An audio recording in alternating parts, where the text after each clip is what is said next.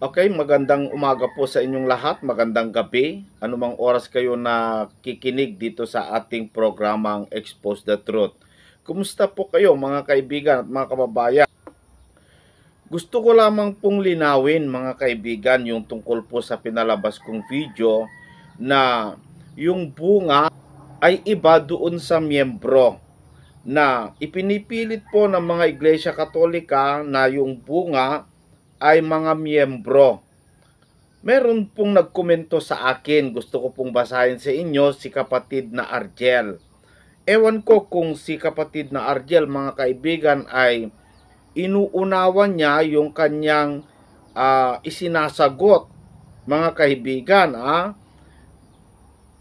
Bakit? Kasi po, mga kapatid, si kapatid na Argel ay tinututulan niya yung sinabi ko na ang bunga ay hindi po yung mga miyembro, no? Pero yung kanyang komento, parang sinasang-ayunan niya yung aking pinaliwanag, mga kababayan.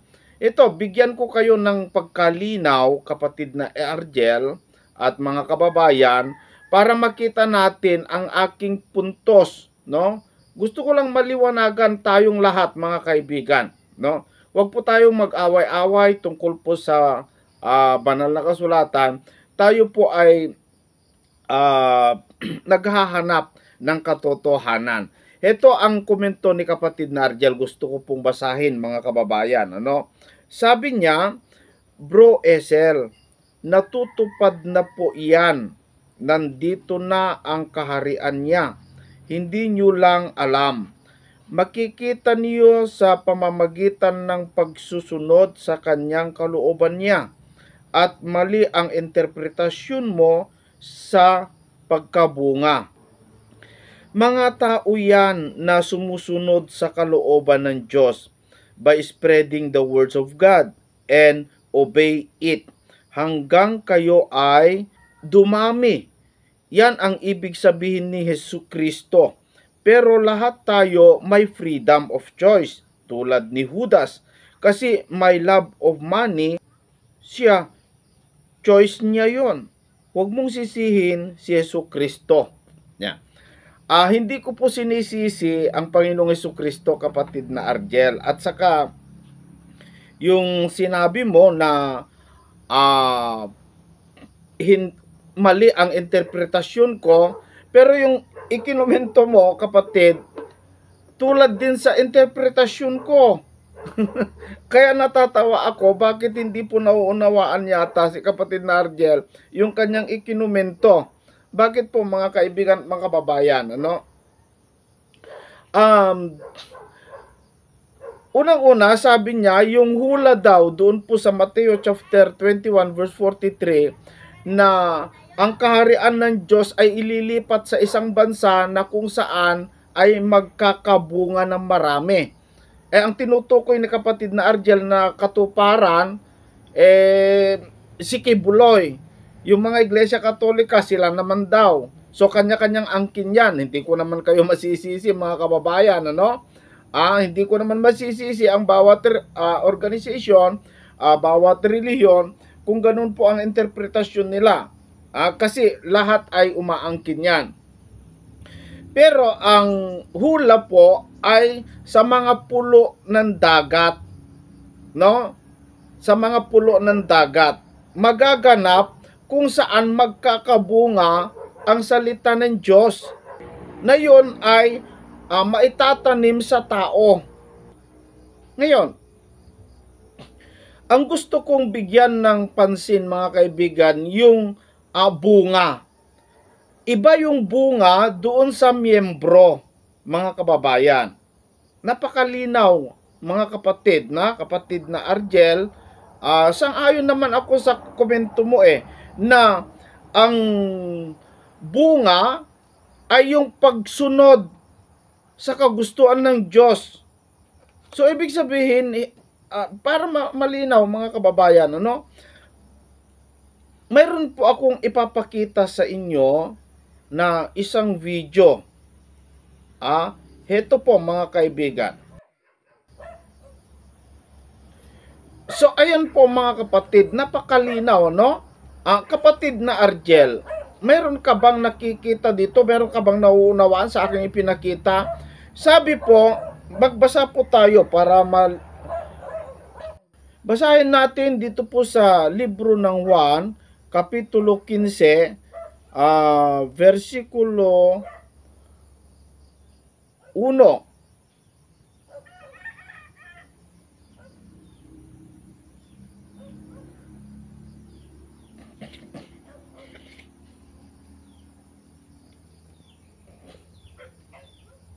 Sabi ni Kristo, makinig ka kapatid na Argel, ano? At kayong lahat mga kababayan, sana maunawaan niyo po ito.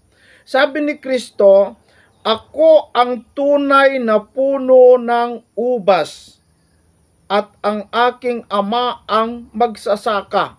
Tanong ko sa iyo kapatid na Argel, si Kristo ba siya rin yung ama? Yung ama siya rin ba si Kristo? Ang layo, no? Sabi ni Kristo dito sa John chapter 15, ang kanyang pagtuturo, sabi niya, ako ang tunay na puno ng ubas. Sino daw yung puno? Si Kristo. At ang aking ama ang magsasaka. Ang ama ba ang puno? Hindi, si Kristo. Sinong tagapag-alaga sa puno? Yung ama. Di magkaiba yung ama at saka yung anak. Magkaiba Pero yung ibinibigay ng ama na pataba doon sa puno, yun din ang kinukuha yung puno para dalhin sa mga sanga. Nakuha mo yon kapatid na Argel? Doon sila iisa, yung ama at saka yung anak, doon sila iisa, yung pataba na ibinibigay ng ama, na yun po yung kanyang salita, yun po yung kanyang aral, ibinibigay niya sa puno, at yung puno naman siya ang sisip-sip para dalhin sa mga sanga. Doon sila iisa. Kaya sabi ni Kristo, ako at ang ama ay iisa, dahil yung aral ng ama, siya rin yung aral ng anak, iisa lang. Mga kababayan, ano? Ituloy ko pong pagbasa. Ang bawat sanga na sa akin ay hindi nagbubunga, ay inaalis niya. At ang bawat sanga na nagbubunga ay nililinis niya upang lalong magbunga. Ngayon, ipapakita ko sa inyo. Ito po yung puno. Nakikita nyo naman sa screen, mga kaibigan, ano? Ito po yung puno. Ito naman, yung mga sanga. Yan, maraming sanga, no? Marami pong sanga. Ang tawag namin dito ay rambutan, mga kababayan. Rambutan po ang tawag namin dito. Masarap ang bunga nito, no? Masarap ang bunga. Ito ay mahal pag ibenta mo, mga kapatid. Dito sa amin, mga 120 ang isang kilo ngayon. At ito rin ang bunga. Nakikita nyo, ito naman ang bunga, no? Ito yung bunga niya, mga kababayan. Ngayon, sa literal na nakikita ninyo, yung puno, ito yung puno. Ito naman yung mga sanga. At ito naman yung bunga. Ang tawag sa sanga sa English ay branches. No? Mga sanga. Yung mga sanga niya, yun yung nagpo-produce ng bunga. Tanong ko, yung bunga ba, siya rin ba yung sanga? Mga kababayan, sabi ni Kristo, ako ang puno ng ubas. Si Kristo po ang puno. Kayo ang mga sanga, sabi niya sa mga alagad.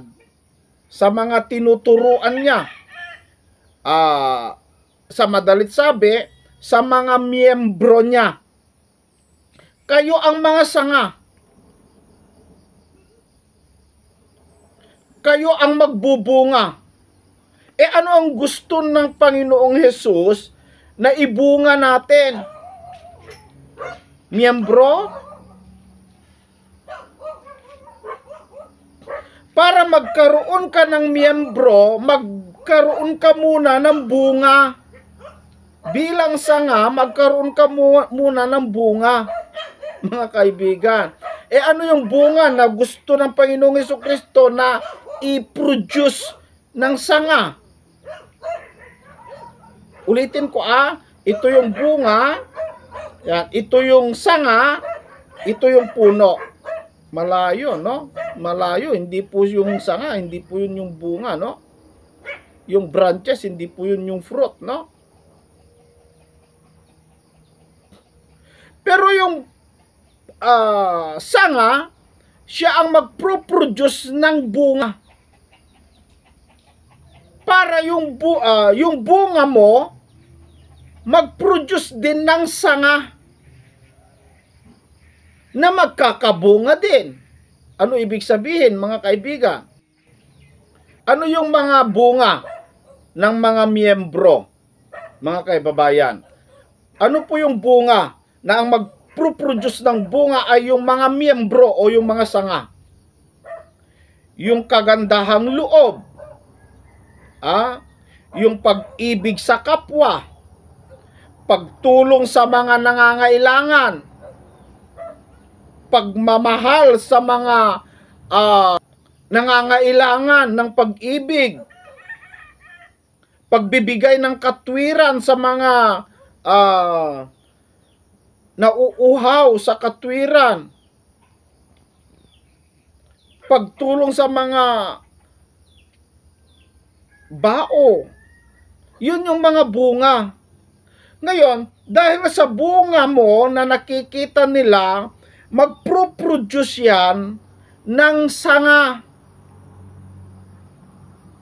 At yung mga sanga na yon, dapat maidugtong sila sa puno para magproproduce din sila ng bunga. Na alin ang bunga? Yung kagandahang loob. Ang layo naman yung bunga ay miyembro. Kasi sabi po sa Biblia, mga kapatid, sa Mateo chapter 7 verse 20, kaya't sa kanilang mga bunga ay makikilala ninyo sila. So paano daw natin makikilala ang isang Kristiyano? Sa pamamagitan ng kanyang bunga. Hindi sa dami. No? Sa chapter 12 verse 33, pabutihin ninyo ang punong kahoy at mabuti ang bunga niyaon. Pasamain ninyo ang punong kahoy at masama ang bunga niyaon. Sapagkat ang punong kahoy ay nakikilala sa pamamagitan ng kanyang bunga. Sa pamamagitan ng bunga daw, makikilala mo kung yung isang punong kahoy mabuti. So, ang isang iglesia bilang isang puno ay ang Kristo, siya kasi ang puno, mga kababayan, para makita mo na sa pamamagitan ng bunga, makikilala mo ang isang tao kung ito'y sa Diyos. Sa ating Panginoong Jesucristo, siya ang puno. Tayo naman ang mga sanga. Sana mga kaibigan ay naunawaan nyo po ang pagkaiba ng puno at ang sanga at ang bunga. Hindi po miyembro, huwag nyo pong ipilit mga kababayan na ang miyembro ay isa sa mga bunga hindi. Ang layo naman, mga kababayan.